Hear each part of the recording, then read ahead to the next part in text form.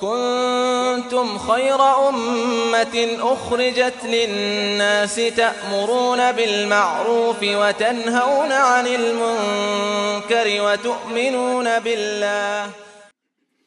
الحمد لله وكفى والصلاة والسلام على المصطفى. Alors vous l'avez compris, le sujet porte sur al-ujb. Qu'est-ce que l'ujb? C'est l'autosatisfaction. C'est le fait de se glorifier à un tel point qu'on pense que ce bienfait-là, cette qualité prétendue qu'on a, l'action bonne qu'on a pu faire, vient de nous et fait de nous une personne qui est automatiquement meilleure que les autres. Fait de nous une personne qui a une qualité que les autres n'ont pas ou ne peuvent avoir. C'est l'ujb. C'est ce à quoi le prophète alayhi afdalus salati wa askat taslim a mis en garde. C'est cette chose-là qui peut détruire la conscience et la personnalité qui est noble à la base de l'être humain.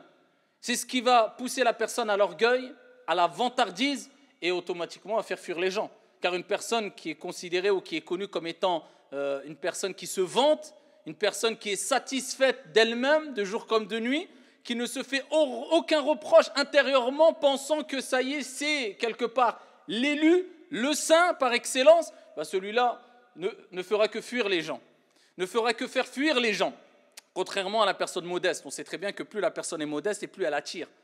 Plus la personne est modeste et plus elle nous met à l'aise, bien qu'elle peut avoir beaucoup de science, bien qu'elle peut avoir des qualités énormes, mais la personne qui reste modeste, eh bien, te laisse dans une ambiance sereine, dans une ambiance ici attractive qui te pousse à être en constante proximité avec lui, contrairement aux vantards qui se vantent de jour comme de nuit et qui pensent que les bienfaits viennent de lui ou qu'il a des qualités que les autres ne peuvent avoir, eh bien celui-là, les gens le fuient malheureusement. Donc c'est pour cela qu'il est important de faire cette piqûre de rappel afin de ne pas tomber dans ce qu'on appelle al-ujb. Surtout qu'Allah subhanahu wa ta'ala nous a mis en garde clairement contre la vantardise, la fatuité, l'autosatisfaction. Et il dit clairement dans le Coran, فَلَا تُزَكُّوا أَنفُسَكُمْ هُوَ أَعْلَمُ بِمَنِ اتَّقَى. Ne vantez surtout pas vos propres personnes. C'est une mise en garde claire venant de notre Seigneur. Ne vous prenez pas pour je ne sais qui. Qu'on ne se prenne pas pour je ne sais qui, alors qu'on ne l'est pas. فَلَا تُزَكُّوا أَنفُسَكُمْ. Ne vantez pas vos propres personnes. Et Allah rappelle, Jalla wa ala, huwa a'lamu bimani ittaqa. Car Allah subhanahu wa ta'ala sait et est plus à même à savoir qui d'entre vous craignent vraiment Allah subhanahu wa ta'ala, ont cette qualité, ont atteint ce degré de piété. Donc, فَلَا تُزَكُّوا أَنفُسَكُمْ. Et ce verset coranique a une portée très large, comme dit Al-Mufassirun. Peu importe quelle manière tu vas utiliser pour vanter ta propre personne, parce que maintenant, il y a mille et une manières de vanter sa propre personne. Croyez pas, c'est simplement que ça consiste simplement à dire « je suis le meilleur » ou « j'ai des qualités que les autres n'ont pas », loin de là. Quelquefois, eh bien, ça peut être plus vicieux. Quelquefois, ça peut être beaucoup plus discret. Quelquefois, ça peut être fait indirectement. Et c'est pour cela qu'il faut faire attention à ne pas vanter sa personne de manière directe ou indirecte, de manière détournée ou de manière claire. Ne vante pas ta propre personne devant les gens. Pourquoi? Peu importe que ça soit avec des éloges ou que ça soit avec des termes, des appellations, des noms. Moi, je fais partie des... Donc, automatiquement, je suis meilleur que les autres. Tu fais quoi de ce verset, Abdallah? Non, mais c'est pour me différencier des autres. Ah, tu veux te différencier des autres avec le bon comportement. Prouve-le que tu es meilleur que les autres. Prouve-le que tu as une différence par rapport aux gens auprès de ton Seigneur Tabaraka wa Ta'ala. À travers quoi? Le concret. À travers les œuvres salutaires, à travers les bonnes actions, mais pas à travers les termes, pas à travers les noms, pas à travers les noms de groupe, pas à travers les appellations. Tout simplement parce que Dieu dit dans le Coran, فَلَا تُزَكُّوا أَنفُسَكُمْ. Ne vantez pas vos propres personnes. Et il suit, il dit هُوَ أَعْلَمُ بِمَنِ اتَّقَى. C'est comme s'il nous disait, ça ne sert à rien d'utiliser un nom pour faire de toi un pieux.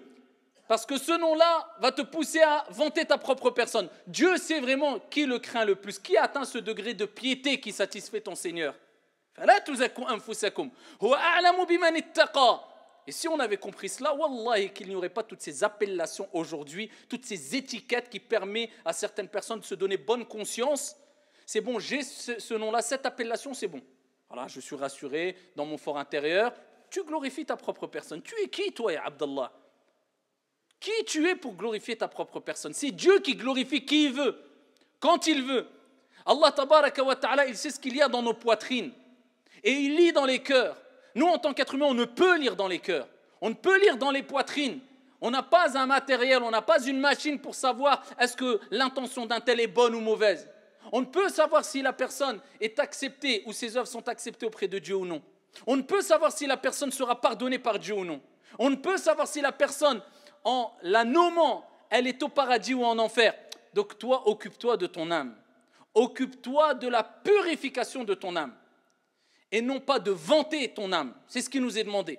Jusqu'à ce que le prophète, alayhi salatu wassalam, dans un hadith rapporté par Al-Bazzar, bisanadin sahih, il dit, alors là, regardez, il met d'un côté tous les péchés.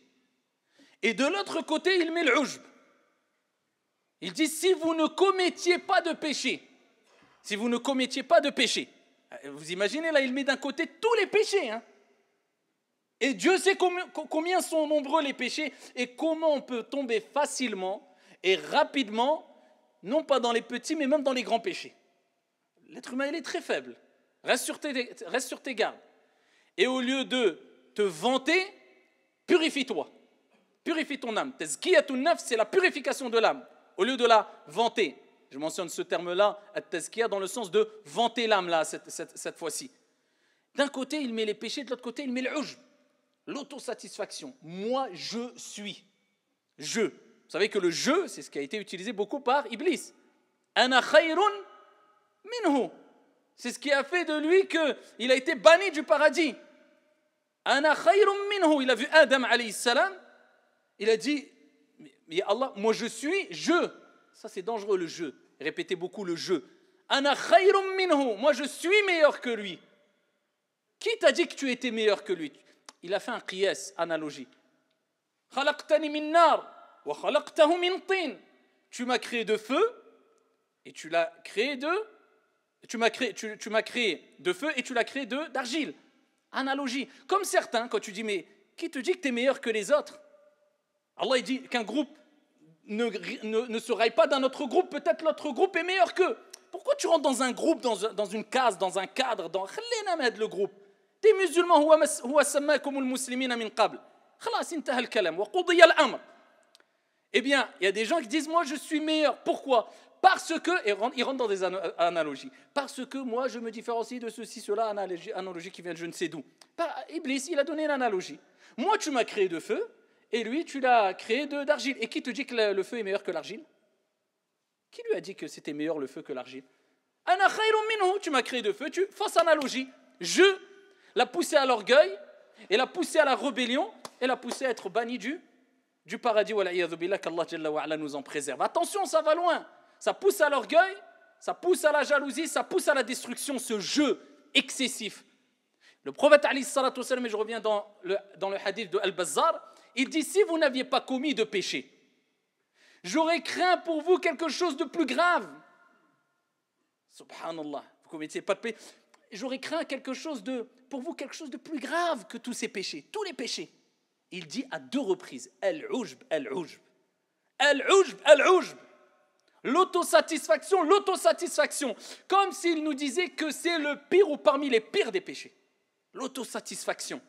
Je suis meilleur. Cette action vient de moi. Il faut un peu de modestie dans nos comportements, dans notre manière de s'exprimer. Regardez la modestie, le tact, la reconnaissance, la gratitude qu'avait, à titre d'exemple, Moussa alayhi salam. Comme Ibn al-Qayyim dans Madarij al-Salikin, le sentier des itinérants, a rapporté, il dit, Moussa alayhi salam a dit, Ya Allah. Ya Allah. Il s'exprime auprès de Dieu. Il dit, Ya Allah. Il dit, comment pourrais-je être reconnaissant, te remercier? Comment être reconnaissant, te remercier comme il se doit, alors que ta gratitude, ton bien est plus immense. Le moindre de tes bienfaits est plus immense et plus important que mes œuvres. Le moindre bienfait que tu m'as accordé est meilleur et plus grand et plus immense et plus important que mes actions, peu importe les actions que je fais. Et Allah, comment je vais te remercier? Allah lui a répondu, maintenant tu m'as remercié.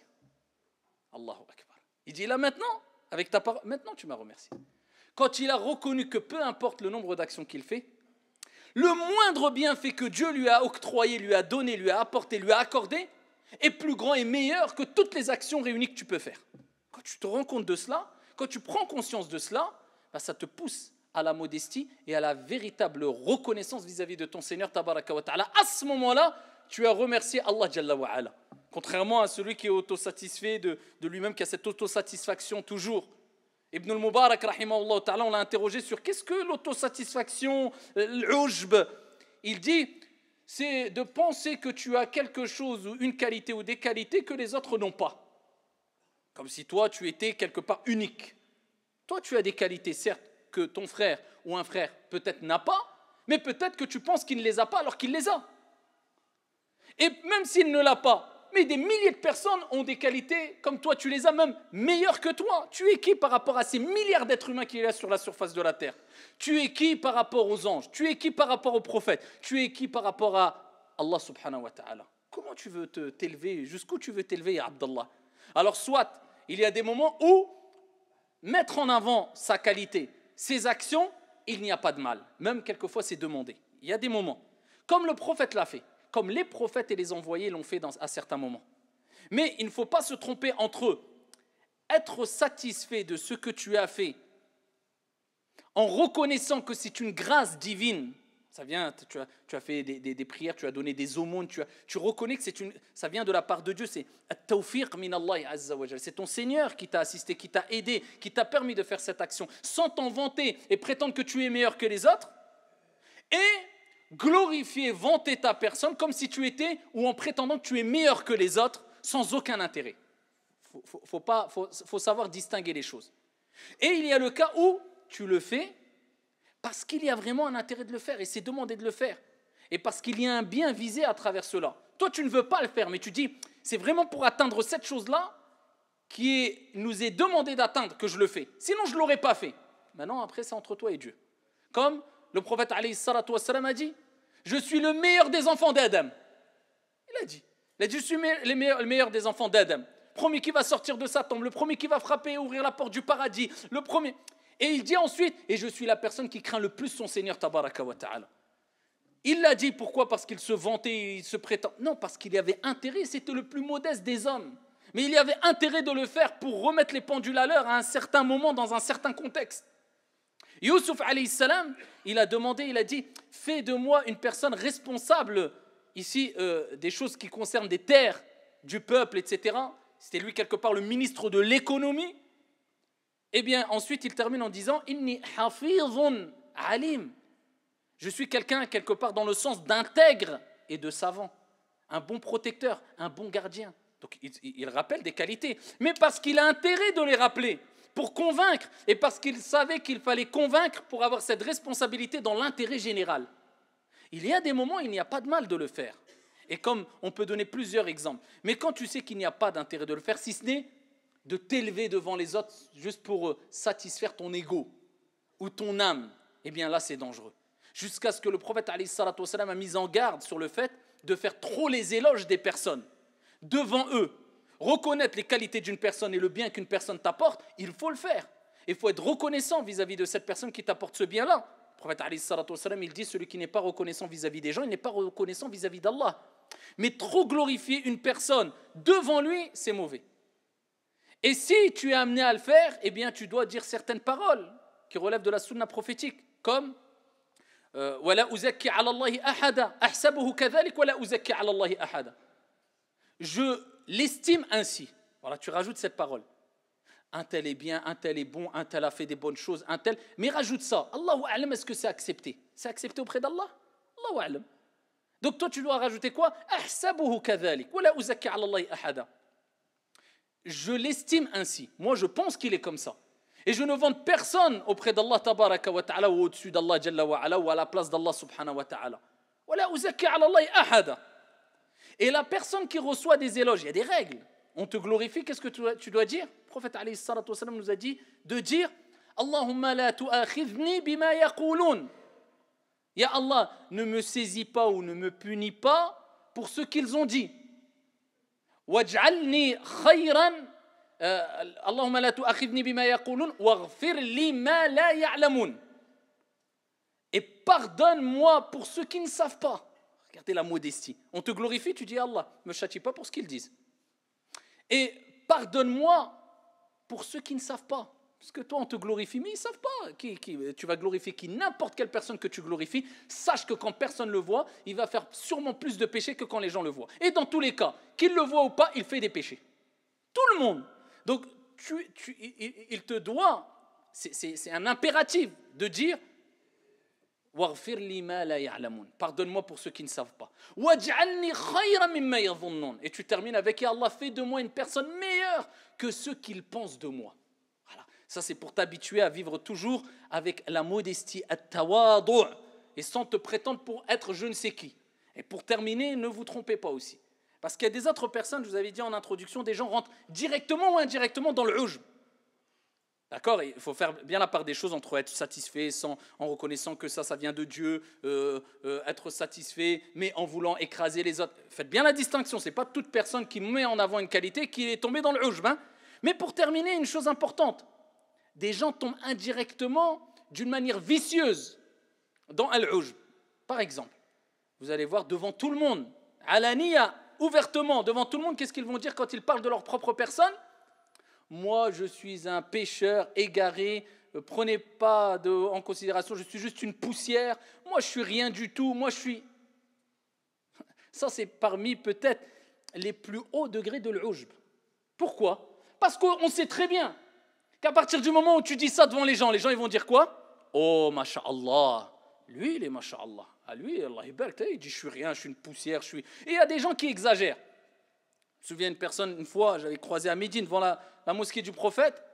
Moi, il vient et il dit voilà, salam, tu viens d'où, etc. Après, je lui dis et toi, tu t'appelles comment? Ana abdun faqir da'if. Je fais des péchés de jour comme de nuit. Je suis quelqu'un même de sale. Si tu savais ce que je fais. Je lui dis juste, tu t'appelles comment, frère? Pourquoi tu me dis moi, je suis. C'est quoi ce usloub, cette manière? Qui t'a dit de comporter comme ça, d'aller faire toute une critique sur ton cas et sur ton... Allah, même si tu es comme ça, Allah il a couvert tes péchés. Couvre tes péchés, Abdallah. Je suis. Et Al-Hasan al-Basri, rahimahullah ta'ala, c'est pour ça qu'il dit une personne peut tomber dans la fatuité, dans l'autosatisfaction, en blâmant sa personne ouvertement. À force de dire trop devant, bien sûr, ça ne veut pas dire aussi que si une personne blâme son âme ouvertement une fois, il est tombé dans le ujb. Mais celui qui le fait trop, eh bien, on ne lui recommande pas du tout. Ton âme, blâme-la en privé. Ouvertement, quand on te fait des éloges, tu peux rappeler, écoute, crois pas que je suis comme ça, modestement, moi je fais sûrement peut-être même plus de péchés que toi. Moi je suis faible comme tu es faible, il n'y a pas de problème. Mais dire, voilà, votre frère devant vous, la poussière, égaré, tordu, qui fait des... C'est quoi ce cinéma-là? Et ça, c'est tombé dans le ujb aussi, c'est tombé dans l'autosatisfaction. Et c'est ici cela qu'a mentionné Al-Hasan al-Basri quand il a mis en garde sur le fait de tomber dans le ujb de manière quelque part vicieuse ou de manière indirecte. Donc faites très attention à cette maladie qui est l'ujb, l'autosatisfaction. Si tu as fait des bonnes actions, demande à Dieu d'accepter ton action. Certains parmi nos ancêtres, parmi les pieux, parmi les savants, disaient « Si j'étais sûr que Dieu avait accepté juste une prière de 2 rak'at, juste une prière, j'aurais souhaité mourir. Si je savais juste que Allah il a accepté 2 rak'at, j'aurais souhaité mourir. » C'est pour ça quand on lit la vie des compagnons, des ancêtres, des tabi'in, quand on dit mais c'était des humains ou pas? Quand on voit le sacrifice qu'ils ont fait, le sacrifice énormément, c'est-à-dire qu'eux ils vivaient, ils s'amusaient, ils prenaient du bon temps, mais ça pour eux c'était un plus. Nous maintenant on a fait de l'amusement, du rire, de la détente, la règle principale dans nos vies, de temps en temps, bon j'ai le temps d'aider, bon ouais, j'ai une petite 10 minutes, hein. Voilà, je vais aider un peu. Oh bah j'ai le temps d'aller faire un tour à la mosquée pour prier, ouais. Oh bah tiens, je vais pas pour prier, bah tiens je dois aller voir un tel. Ah, tu vas à la mosquée pour voir un tel ou pour prier? C'est quoi ton intention? Tu crois avoir la récompense de la prière? Si tu as mis ton intention, c'est pour rencontrer un tel, parce que j'ai le temps. C'est quoi pour toi? C'est une option ou c'est la règle de base? Faire le bien, c'est une option ou c'est la règle de base? Être au service des gens, c'est quand tu as le temps ou c'est la règle de base? Parce que tu sais qu'à la base, on est créé pour être au service des gens, pour faire le bien, pour adorer notre Seigneur, tabaraka wa ta'ala. Il faut faire un réglage. Et quand tu te compares à ceux qui nous ont précédés, bah, tu dis, on est très très loin. Comment nous, on peut oser parler de ce genre de sujet sur le minbar parce qu'on ose se glorifier, nous, alors que, avec notre niveau, alors que là, les paroles que je vous cite, c'est les paroles des montagnes qui ont tout sacrifié pour le bien de la communauté, pour que nous, aujourd'hui, on soit en train d'adorer notre Seigneur en sécurité, de manière apaisée et sereine. Et aujourd'hui, on a à peine la motivation, comme je dis souvent, d'aider pour l'intérêt général de la communauté ou pour satisfaire notre Seigneur Tabaraka wa Ta'ala, parce qu'on a fait de la religion, pas une pratique honorable, mais une corvée. Illa man rahim Allah. هذا وصلوا وسلموا رحمكم الله